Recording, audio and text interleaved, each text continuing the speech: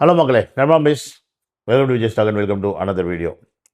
முன்னாடி social media திறந்தோம்னா virtual warriors நம்ம பசங்க ஃபயர் விட்றது ஒரு 80% இருந்துச்சுன்னா மீதி 20% திமுககாரன் மற்றவங்கலாம் வந்து கதறுவாங்க. இப்போ என்னென்னா நாளுக்கு நாள் அப்படியே அந்த விகிதாசாரம் குறைஞ்சிக்கிட்டே வர்ற மாதிரி ஒரு ஃபீல் ஆகுது. அதாவது விர்ச்சுவல் வாரியர்ஸோடைய அந்த ஃபயர் விட்றது கொஞ்சம் குறைஞ்சி இந்த பக்கம் தமிழக வெற்றிக்கழகத்துக்கு ஆப்போசிட்டாக பல போஸ்ட்டும் பல வீடியோஸும் ஷேர் ஆக்கப்படுகிறது. அது கொஞ்சம் இன்க்ரீஸ் ஆகிருக்கோ அப்படின்னு நமக்கு தோணுது. இது முழுக்க முழுக்க திமுக காரனா நாம் தமிழர்காரன் தான் இதை செய்கிறானா அப்படின்னு கேட்டிங்கன்னா அப்படி வந்து பொத்தாம் பொதுவாக சொல்லிட முடியாது. ஏன்னா இப்போ இந்த விர்ச்சுவல் வாரியர்ஸ்னு சொல்லக்கூடிய தளபதிக்கு சப்போர்ட்டாக இருந்த நபர்கள் எல்லாரும் கூட இன்றைக்கி ஒரு சில விஷயங்களை வந்து கேள்விகள் எழுப்ப ஆரம்பிச்சிருக்காங்க. இப்போ நடக்கக்கூடிய அரசாங்கத்தை பற்றி, அந்த அரசாங்கத்துக்கு கீழே நடக்கக்கூடிய அவலங்களை பற்றி அப்படின்ற விஷயம் வந்து நம்ம பார்த்துட்டு தான் இருக்கிறோம். ஸோ அது என்ன ஏது அப்படின்றத இந்த வீடியோவில் டிஸ்கஸ் பண்ணுவோம். அதே மாதிரி தலைவர் சொன்னார், யாராக இருந்தாலும் கைது செய்யப்படுவார்கள், தவறு செய்தவர்கள் யாரும் விட மாட்டோன்னு. ஆனால் நேற்று ஒருத்தர் அரெஸ்ட் பண்ணிட்டு போயிட்டு இன்றைக்கி ஜாமீனில் விட்டீங்களேங்க அப்படின்னு சில பேர் புலம்புறாங்க. ஸோ அது என்ன, உண்மையாலுமே அது பாசிபிலிட்டிஸ் இருக்கா இல்லையா? தலைவர் சொன்ன மாதிரி இவங்கெல்லாம் அரெஸ்ட் பண்ணி உள்ளே வச்சிட முடியுமா முடியாதா இப்படின்ற பல கேள்விகள்.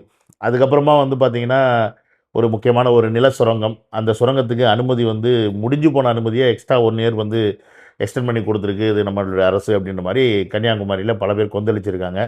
அது என்ன, இது எல்லாத்தையும் தான் இந்த வீடியோவில் நம்ம பார்க்க போகிறோம். வீடியோ கடைசி வரைக்கும் வாட்ச் பண்ணுங்கள். நானே வந்து ஒரு சில டென்ஷனில் தாயா இருக்கிறேன், என்ன தாயா சரிங்க. சரி வாங்க போய் பார்ப்போம்.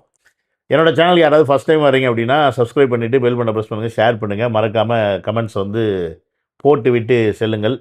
வாட்ஸ்அப் குரூப்பில் சேரணும்னா லிங்க் டிஸ்கிரிப்ஷனில் இருக்குது, அது கிளிக் பண்ணி ஜாயின் பண்ணிக்கிங்க. ஃபேஸ்புக்கில் ஜாயின் பண்ணோம்னாலும் அந்த லிங்க் இருக்குது, அதையும் வந்து ஜாயின் பண்ணிக்கிங்க. ஸோ இப்போ நம்ம முக்கியமாக ஃபஸ்ட்டு இந்த அனிதா ராதாகிருஷ்ணன் மேட்ருக்கு வந்துடும். ஏன்னா அவரே வந்து நேற்று வந்து அரெஸ்ட் பண்ணிட்டு போனாங்க. ஆனால் இன்றைக்கி வந்து அவருடைய சொந்த ஜாமீனில் வெளில விட்டுட்டாங்க. அவர் வெளில வரும்போது, நான் திமுககாரன், என்ன யாரும் எதுவும் பண்ண முடியாது தெரியுமாடா ஆச்சா பூச்சான்னு சொல்லிவிட்டு அவர் வந்து வெளில வந்து அப்படியே ஜாலியாக சீன் போட்டு வந்திருக்காரு. ஆக்சுவலி அனிதா ராதாகிருஷ்ணனை வந்து எதற்கு அரெஸ்ட் பண்ணாங்க அப்படின்ற விஷயம் நம்ம போல புரிஞ்சுக்கணும். ஏன்னு கேட்டோம்னா இன்றைக்கி நம்ம குரூப்லேயே சில டிஸ்கஷன்ஸ்லாம் ஓடுது. அதெல்லாம் அப்படித்தான் தமிழ்நாட்டில் இந்தியாவில் யாரையுமே அரெஸ்ட் பண்ண முடியாது, அரெஸ்ட் பண்ணால் தூக்கி திருப்பி வெளில விட்ருவாங்க, நீங்கள் ஃபயர் விட்டுக்கிட்டு ஒன்றும் ஆக போகிறதில்ல அப்படின்னு ஒரு நண்பர் வந்து போடுறாப்புல, அவருக்கு இன்னொருத்தர் ரிப்ளை போடுறாப்புல. அப்படிலாம் கிடையாது, அதெல்லாம் முடியாது. ஜெயலலிதா அம்மாக்கே வந்து அரசு கொடுத்தாங்க, அவங்க வந்து கடைசியில் குற்றவாளியாக தானே இருந்தாங்க. சசிகலா அம்மா 4 வருஷம் ஜெயிலில் இருந்தாங்க அப்படின்ற ஒரு சில இதே வாதத்தெல்லாம் வைக்கிறாங்க. ஸோ உண்மையாலுமே அரசியல்வாதிகளை வந்து தூக்கி உள்ளே வச்சிட முடியுமா, அதுக்கு பாசிபிலிட்டிஸ் இருக்கா அப்படின்ற கேள்விகளை வந்து நம்ம முன்னாடி வைக்கணும். ஏன்னு கேட்டிங்கன்னா நம்மளுடைய அரசியல் அமைப்பு சட்டம் அப்படி இருக்குது. சட்டமும் எல்லாத்துக்கும் பொதுவானது தான், அதில் மாட்டுக்கிறது கிடையாது. சாமானியனுக்கும் அதே சட்டம் தான், ஒரு சொல்கிறது பொலிட்டீஷியனுக்கு அதே சட்டம் தான், பணக்காரனுக்கு அதே சட்டம் தான். ஆனால் அந்த சட்டத்தில் இருக்க ஓட்டைகளை, இந்த ஓட்டைன்னு சொல்கிறோம்ல, அந்த ஓட்டையை அடைக்கிறது யாருன்னா லாயர்ஸ். அவங்க எடுத்து வைக்கக்கூடிய வாதங்களை வச்சு தான் இங்கே வந்து எல்லாமே நடக்கும். ஒரு நீதிபதிக்கு வந்து ஒருத்தர் தப்பே பண்ணியிருக்கான்னு தெரிஞ்சால் கூட அந்த நீதிபதினால் வந்து தீர்ப்பை வந்து கொடுக்க முடியாது. நீதிபதி எதன் அடிப்படையில் கொடுக்க முடியும்னா சாட்சியங்களை வச்சு தான், அந்த சாட்சியங்களை அடிப்படையில் தான் வந்து சட்டம் வழங்கணும் அப்படின்றத வந்து நம்மளுடைய நீதித்துறை கடைபிடிக்குது அப்படின்னும் போது இங்கே அந்த ஓட்டைகளை வச்சு தான் எல்லாம் வெளில வராங்க. ஸோ அந்த வகையில் பார்க்கும்போது அப்படிலாம் கொஞ்சம் சிக்கலில் மாட்டிக்கிட்டோம்னா என்ன பண்ணுறதுன்றது தெரிஞ்சினால என்ன பண்ணுவாங்கன்னா சில பேர் வெளிநாட்டுக்கு ஓடி போயிடுவாங்க. உதாரணத்துக்கு நம்ம ஈவா வேலு வந்து பார்த்தீங்கன்னா, ஈவா வேலு தானே, இந்த சிங்கப்பூரில் போய் படுத்துட்டாரு, உடம்பு சரியில்லை அப்படின்னு சொல்லிட்டு. ஏன்னா இங்கெல்லாம் ஆஸ்பத்திரி இல்லை, இப்போ இந்தியாவில் ஆஸ்பத்திரி கிடையாதுயா, நாங்கள்லாம் பணக்காரங்க, சிங்கப்பூர் அமெரிக்காவில் தான் போய் வைத்தியம் போப்போம்னு சொல்லிட்டு அவர் போயிட்டார். இப்போ அனிதா ராதாகிருஷ்ணன் மேட்டரில் என்னென்னு பார்த்தீங்கன்னா, அவரை வந்து ஊழல் பண்ணதுக்கோ இல்லை மற்ற விஷயத்துக்கோ அவர் அரெஸ்ட் பண்ணலை. அவர் அரெஸ்ட் பண்ணது வந்து அவதூறாக பேசுனதுக்கு, அதாவது விஜய் அவர்களை அவதூறாக பேசுனதுக்காக அரெஸ்ட் பண்ணியிருக்காங்க, அதுவும் கம்ப்ளைண்ட் கொடுத்தது மூலியமாக. ஸோ இது மூலியமாக தமிழக வெற்றிக்கழகம் என்ன சொல்ல வருது அப்படின்னா, நீங்கள் இப்போ எம்எல்ஏவாக இருந்தாலும் சரி, மினிஸ்டராக இருந்தாலும் சரி, நீங்கள் தப்பு பண்ணியிருக்கீங்க, சாதாரண ஒருத்தர் வந்து கம்ப்ளைண்ட் கொடுத்தா கூட அது ஆக்ஷன் எடுக்கப்படும்ன்ற மாதிரி ஒரு ஒரு ஒரு விஷயத்தை வந்து மக்கள் முன்னாடி கொண்டு வந்து காட்டணுன்றதுக்காக ஒரு விஷயம் பண்ணுறாங்க. ஆனால் ப்ராக்டிக்கலாக இந்த அவதூறு பேசுனதுக்கெலாம் வந்து கைது பண்ணியிருக்காங்களான்னு கேட்டிங்கன்னா, நான் நேற்றே சொன்ன மாதிரி ஆர்எஸ் பாரதி சொன்ன மாதிரி அதெல்லாம் வந்து யாரும் கைது பண்ண மாட்டாங்க, சும்மா கேஸ் போட்டு போவாங்க, ஆனால் கைதுலாம் பண்ண மாட்டாங்க அப்படின்னு. பட் இங்கே அனிதா ராதாகிருஷ்ணன் அவர்கள் வந்து கைது பண்ணதுக்கான ரீசன் என்னென்னா, உன்னை இதுக்கே பண்ணுறேன்னா உன் மேலே ஊழல் குற்றச்சாட்டு வந்துச்சுன்னா என்ன பண்ணுன்னு பார்த்துக்கப்பா அப்படின்னு அவரை பயமுறுத்துறதுக்கான ஒரு காரணமாகவும் இருக்கலாம். பட் இருந்தாலும் சொந்த ஜாமீனில் வெளில வந்திருக்காரு. டெய்லியும் கோர்ட்டில் போய் கையெழுத்து போடணும் 10ஆம் தேதி வரைக்கும் நினைக்கிறேன். மேட்ரு என்னன்னு கேட்டிங்கன்னா, சொந்த ஜாமீனில் வந்தவர் திடீர்னு அவரும் சிங்கப்பூர் வைத்தியம் பார்க்க போயிட்டாருன்னு பண்ணுவீங்க. அப்போ என்ன பண்ணுவீங்க? அப்போ ஆக்சுவலி அது வந்து மிஞ்சி போனா ஜாமீன் நிராகரிக்க பண்ணுவாங்க. அப்புறம் லுக் அவுட் நோட்டீஸ் குடுப்பாங்க. அவர் வந்து அரெஸ்ட் பண்ணணும்னு சொல்லுவாங்க. அவர் இந்தியால தானே அரெஸ்ட் பண்ணுவீங்க. இல்ல வெளிநாட்டில இருக்க போய் அரெஸ்ட் பண்ணிட்டு வான்னு சொல்றதுக்கு, விஜய் மல்லையாவே அரெஸ்ட் பண்ண முடியல. இவரையா போய் அரெஸ்ட் பண்ண போறீங்க? அப்படின்ற கேள்வி வருது. அவர் இந்த நாட்ட விட்டு தமிழ்நாட்ட விட்டு தப்பிக்காம இருக்கணும். அவ்வளோதான் மேட்ரு. ஸோ எனக்கு தெரிஞ்சு போமாட்டாங்கன்னு நெனைக்கிறேன். ஏன்னா, அவர் தான் இப்போதைக்கு எம்எல்ஏவா இருக்காரு. அதனால போமாட்டாரு. ஸோ அவர் வந்து இந்த ஒரு காரணத்துக்காக தான் வந்து ரிலீஸ் பண்ணாங்க. புரியுதுங்களா? சொந்த ஜாமீன்ல அவர் கையெழுத்து போடுறேன்றதால. ஆக்சுவலி அவர ஏன் நேத்து அரெஸ்ட் பண்ணாங்கன்றதுக்கு இன்னொரு ரீசன் இருக்கு. அவர் வந்து 10ஆம் தேதி வந்து ஆஜராவறதா வந்து சொல்லியிருக்காரு. ஏன்னா, இதுக்கு முன்னாடி 2 சம்மன் அனுப்பிச்சப்போ அவர் வரல. ஆனா 10ஆம் தேதி நான் வந்து ஆஜராகுறேன் அப்படின்னு சொன்னப்ப, உளவுத்துறை மூலியமா என்ன வந்திருக்குன்னா, 10ஆம் தேதி மூலியமா படைகளை திரட்டிக் கொண்டு பிரச்சனை செய்வதாக பல வதந்திகளையும், பல சம்பவங்கள் காதுக்கு வந்தனால முன்னாடியே அரெஸ்ட் பண்ணிட்டாங்க. ஏன்னா, இப்படிதான் சீமான் அவர்கள் பார்த்திருப்பீங்க. வடபழனியில ஆஜராக போறேன், போலீஸ் ஸ்டேஷனுக்கு போறேன்னு சொல்லிட்டு, "தம்பிகளா வாருங்கள்" அப்படின்னு சொல்லிட்டு கூட்டு போனார்ல, கொத்தா கூட்டமா.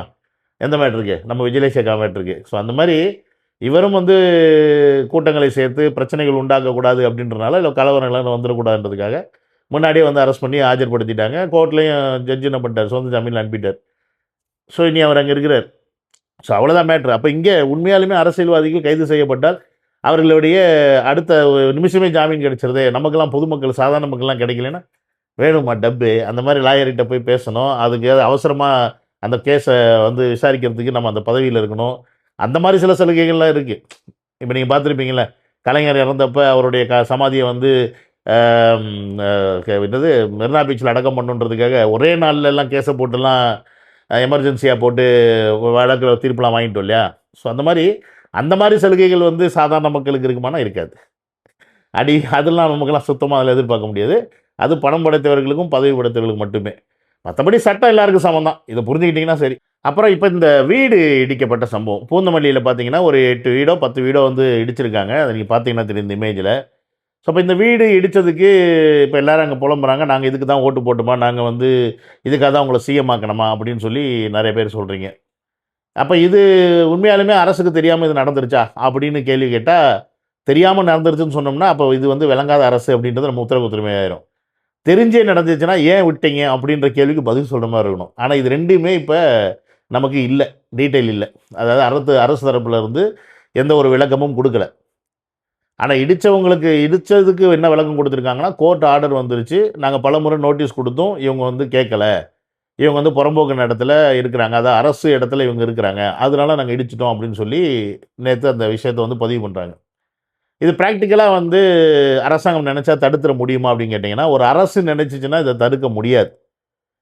ஏன்னு கேட்டீங்கன்னா, ஒரு கோர்ட்ல இருந்து ஒரு ஆர்டர் வந்துருச்சு அப்படின்னா, அதை வந்து அரசு அதிகாரிகள் நிறைவேற்றணும் அப்படின்றது தான் சட்டம். ஏன்னா இது வந்து ரெவென்யூ டிபார்ட்மெண்ட்ல சேர்ந்து வர்றது. எதுனா இந்த அரசு நிலங்கள் அப்படின்னு சொல்லக்கூடிய இந்த இடங்கள்லாம் வந்து அ ரெவென்யூ டிபார்ட்மெண்ட்லயும், அதே மாரி வாட்டர் டிபார்ட்மெண்ட் அந்த அவங்களோட சார்ந்து வரக்கூடிய ஒரு விஷயம். இதோடைய கண்ட்ரோல் வந்து அந்த இடத்துல இருக்கக்கூடிய கலெக்டர், ஐஏஎஸ் இவங்க கிட்ட தான் அந்த கண்ட்ரோல் இருக்கும். அப்ப இவங்க வந்து கோர்ட்லேருந்து ஆர்டர் வந்துருச்சு. இத இடிங்க அப்படின்ட்டாங்கன்னா, வேற வழி இல்ல. இடிச்சு தான் ஆகணும்.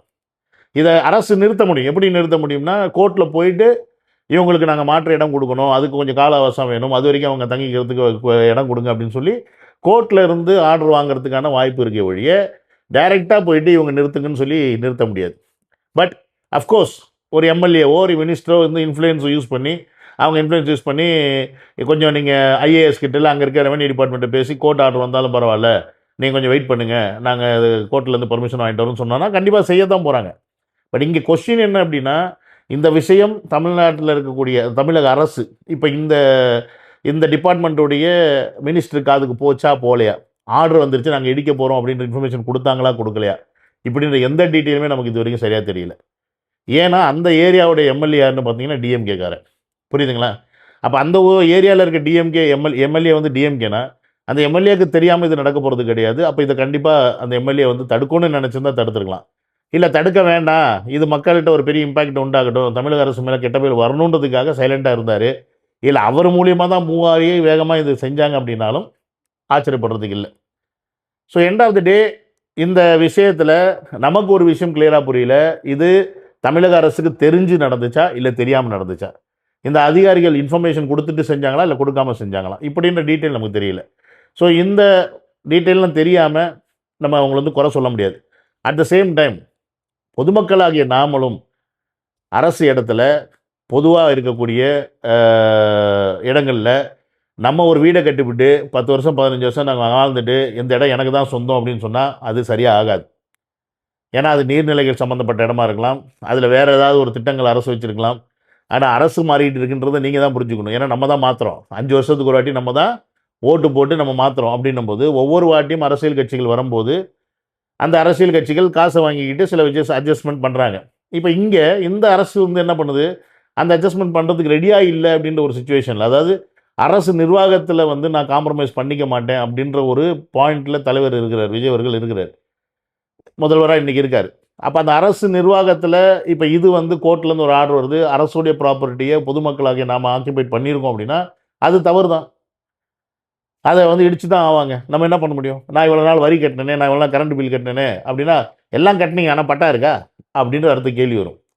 பட்டா இல்லை. சரி, பட்டா இல்லாத எல்லா இடத்துலையும் இதை செஞ்சிட முடியுமான்னு கேட்டால் அப்படி முடியாது.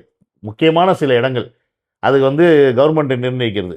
இந்த இடத்துல வந்து வீடு கட்டுறதுக்கு அனுமதி கிடையாது, எந்த கட்டடமும் கட்டுறதுக்கு அனுமதி கிடையாதுன்னு கூட இருக்கலாம். ஆனால் அங்கே செஞ்சு வச்சுருக்கலாம் இத்தனை வருஷமாக. அப்போ அது இத்தனை வருஷமாக நீங்கள் கேள்வி கேட்க வேண்டியது யாருன்னா, இதுக்கு முன்னாடி உங்களுக்கு இந்த பர்மிஷன் கொடுத்தாங்கல்ல, அவங்கள தான் கேள்வி கேட்கணும். ஏன் நீங்கள் கொடுத்தீங்க? நாங்கள் கொடுக்காம இருந்திருந்தால் நாங்கள் இங்கே வீடு கட்டியிருக்க மாட்டோம்ல அப்படின்னு. நமக்கு என்ன ஆசை? எவன்கிட்ட இடமா இருந்தால் என்ன, ஆட்டையை போட்டு நம்ம உட்காந்துடலாம் அப்படின்னு நம்ம நினைக்கிறோம். அது தப்பு இல்லை. அப்போ இங்கே என்னென்னா, மாற்றம் வரணும் அப்படின்னும்போது நம்மளும் சேர்ந்து தான் மாறணும். எல்லோரும் மாறாமல் நாங்கள்லாம் தப்பு பண்ணிகிட்டே தான் இருப்போம். மக்களாகி நாங்கள் தப்பு பண்ணுவோம், ஆனால் நீங்கள் பண்ணக்கூடாதுன்னா எப்படி இது? அஃப்கோர்ஸ் இந்த வீடு இடிக்கப்படுது அப்படின்னா அரசாங்கம் வந்து இதற்கு வேறு இடங்கள், வேறு மாற்று இடங்கள் கொடுக்கணும். அதில் மாற்றுக்கிறது கிடையாது. இதில் கண்டிப்பாக வந்து தலையிட்டிருக்கணும். அந்த துறை அமைச்சர் வந்து தலையிட்டு இது என்ன ஏதுன்னு பார்த்து அங்கே இருக்கக்கூடிய மக்களுக்கு வாக்குறுதி கொடுத்துருக்கணும். அதுலேயும் தவறு கிடையாது. பட் நான் சொன்ன மாதிரி இது காதுக்கு போய் நடந்துச்சா, காதுக்கு போகாமல் நடந்துச்சா நமக்கு தெரியல. ஏன்னா அதை பற்றின பெருசாக நியூஸ் இப்போ வரைக்கும் வரல. வீடு இடித்த வரைக்கும் வந்துச்சு, அதுக்கப்புறம் என்ன ஆக்ஷன் எடுத்தாங்க அப்படின்றது இது வரைக்கும் தெரியல. அதே மாதிரி கன்னியாகுமரியில் ஐஆர்இஎல், ஆமாம் ஐஆர்இஎல் தான், அதாவது கனிம வளை கொள்ளை அப்படின்னு சொல்லலாமா, அப்படி தான் சொல்லணும். அதாவது அங்கே வந்து கிட்டத்தட்ட ஒரு 1444 ஹெக்டேர் இடத்தை வந்து அணுமின் நிலையத்துக்கு தேவையான கனிம பொருட்கள் கிடைக்கக்கூடிய ஒரு இடமாக வந்து கண்டறியப்பட்டு அதில் வந்து சுரங்கம் அமைப்பது. அதாவது சுரங்கம்னா எப்படி சொல்கிறது, கேஜிஎஃப் மாதிரி வச்சுங்களேன், பெருசாக கட்டுறாங்கல்ல, சாரி பெருசாக கட்டுறதில்ல, நோண்டி நோண்டி போகிறாங்கல்ல, அந்த மாதிரி சுரங்கம் அமைக்கிறதுக்கு இந்திய அரசாங்கம் வந்து ஒப்புதல் கொடுத்து அதை வந்து செயல்படுத்துறதுக்கான வேலைகள் வந்து 2021 காலகட்டத்திலேருந்தே ஆரம்பிச்சிட்டாங்க. ஆக்சுவலி அதோடைய இது வந்து இந்த வருஷம் முடியுது, ஜூனில் முடியுது.